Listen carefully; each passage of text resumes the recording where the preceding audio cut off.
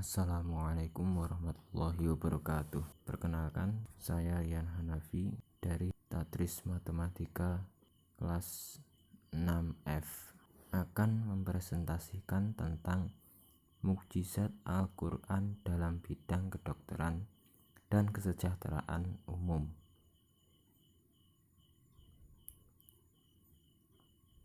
Langsung saja yang membahas yang pertama, yaitu seruan berobat.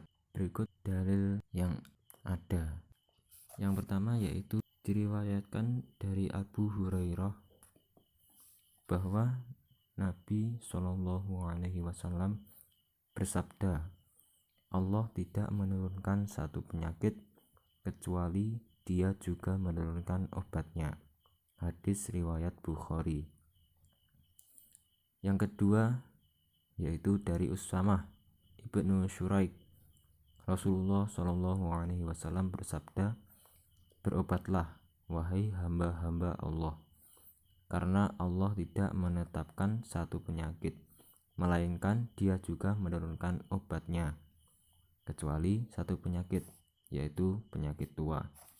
Hadis riwayat Ahmad dan 4 perawi lainnya.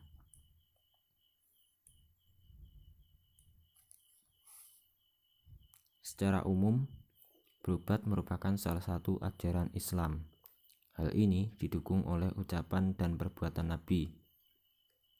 Sedangkan para ulama mazhab Syafi'i berpendapat bahwa berobat lebih utama ketimbang berpangku tangan. Namun, Ibnu Hambal berpendapat lain. Menurutnya, tidak berobat lebih baik daripada berobat.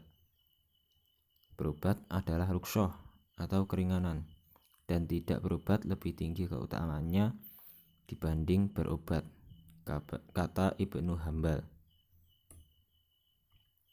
Berobat tidak bertentangan dengan prinsip tawakal, sebagaimana makan juga tidak bertentangan sikap menahan lapar.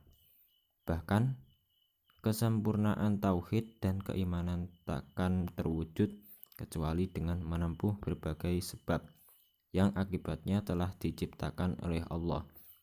Justru dengan tidak berobat, nilai tawakal itu akan rusak karena mengabaikan perintah syariat. Selain itu, berobat juga tidak bertentangan dengan prinsip iman kepada takdir.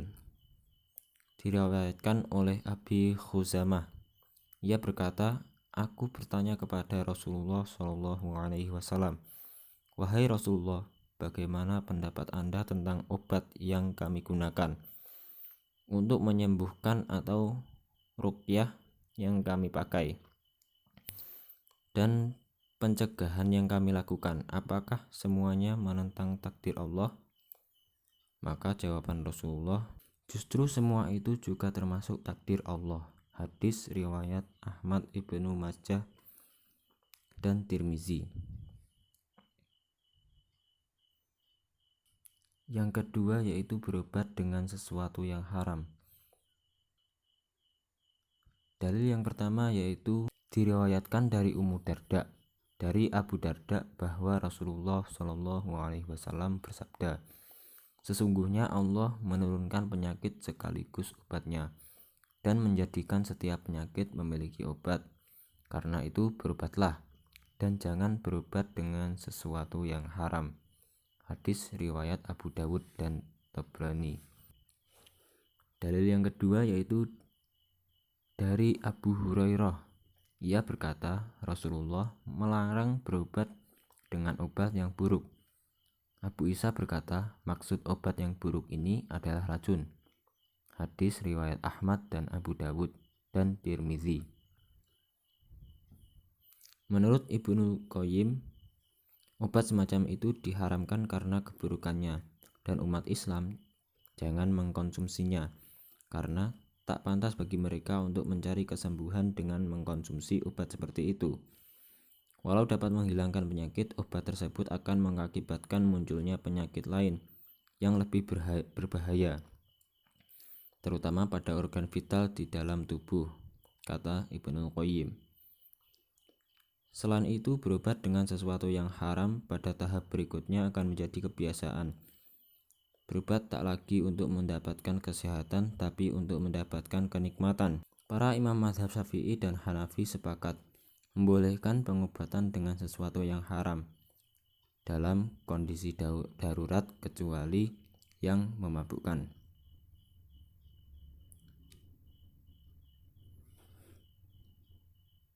Mayoritas ulama sepakat mengharamkan pengobatan dengan minuman yang memabukkan, baik dalam kondisi darurat ataupun tidak. Tetapi ulama mazhab Hanafi mengecualikan hal tersebut. Mereka berpedoman pada makna umum Quran Surat Al-Baqarah ayat 173. Para ulama mazhab Syafi'i membatasi haramnya pengobatan dengan khamr. Menurut mereka, berobat dengan khamr haram jika khamr itu murni dan tidak tercampur dengan bahan lain. Dan jika bahan lain itu dapat merusak khamr, maka khamr campuran ini boleh digunakan untuk berobat, tetapi dengan syarat harus berdasarkan resep dokter muslim yang adil dan mengonsumsi sedikit saja, tidak sampai memabukkan.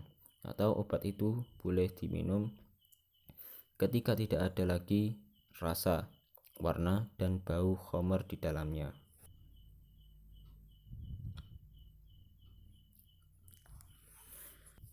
Yang ketiga yaitu tubuh manusia. Bagian tubuh manusia terdapat beberapa jenis. Yang pertama yaitu sel. Bagian tubuh yang kedua yaitu jantung. Yang ketiga otak. Bagian tubuh manusia yang keempat mata. Bagian tubuh yang kelima yaitu telinga. Bagian tubuh yang keenam adalah lidah. Bagian tubuh manusia yang ketujuh merupakan hidung. Bagian tubuh yang kedelapan yaitu kulit. Bagian tubuh yang kesembilan adalah ginjal. Bagian tubuh yang ke-10 yaitu hati atau liver. Yang ke-11 yaitu lambung dan usus. Organ-organ vital dalam tubuh manusia dijaga Allah dalam kerangka-kerangka tulang yang kuat. Untuk otak, Allah menciptakan kerangka tulang yang amat tertutup yaitu tengkorak atau tempurung kelapa. Jantung dan paru-paru bertempat di dalam kerangka dada. Sedangkan mata menempati rongga besar di dalam tengkorak kepala.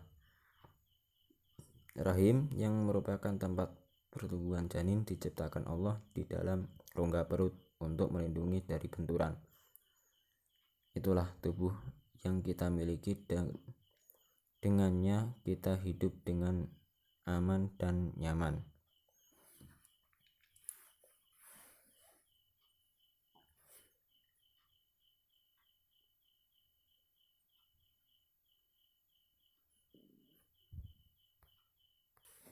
Bagian yang terakhir atau yang keempat yaitu membahas tentang jam biologis. Perubahan-perubahan yang terjadi pada siang hari di dalam tubuh manusia. Yang pertama adalah penambahan kadar kolesterol darah dan jumlah sel darah putih atau leukosit. Perubahan yang kedua yaitu peningkatan aktivitas elektrik pada otak.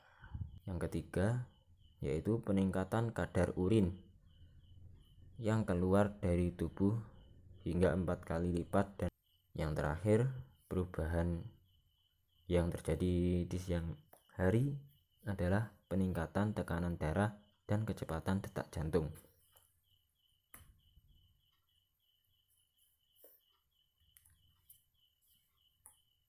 Selanjutnya, perubahan yang terjadi pada malam hari. Yang pertama, peningkatan hormon pertumbuhan, hormon testosteron, dan hormon prolaktin. Perubahan yang kedua yaitu penurunan kadar larutan gula. Yang ketiga yaitu penurunan aktivitas organ pernapasan. Yang keempat, penurunan suhu tubuh. Yang kelima, pengurangan sekresi lambung yang berakibat pada buruknya pencernaan.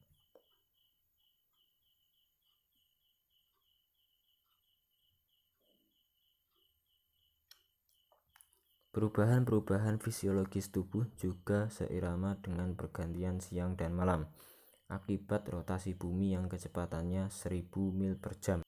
Jika kecepatan ini tidak ditakdirkan berkurang 100 mil saja per jam, maka seluruh tumbuhan akan terbakar karena terik matahari sangat menyengat sepanjang 12 jam pada siang hari.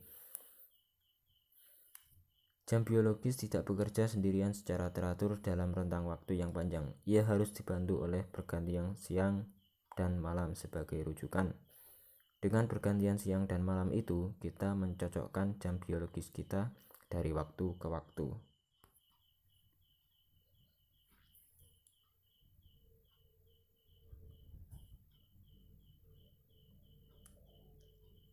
Menurut para ilmuwan, kondisi vital biologis manusia di mana energi tubuh mencapai puncaknya terjadi pada waktu-waktu berikut.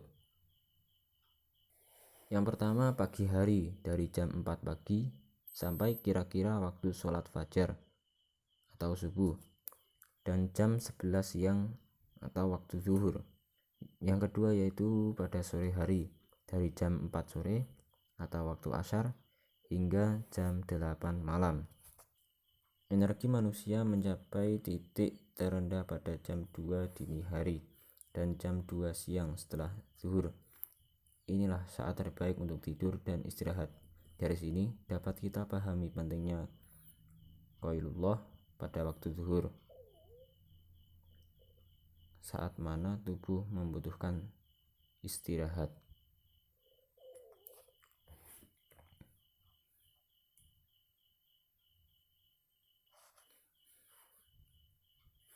Sekian presentasi dari saya.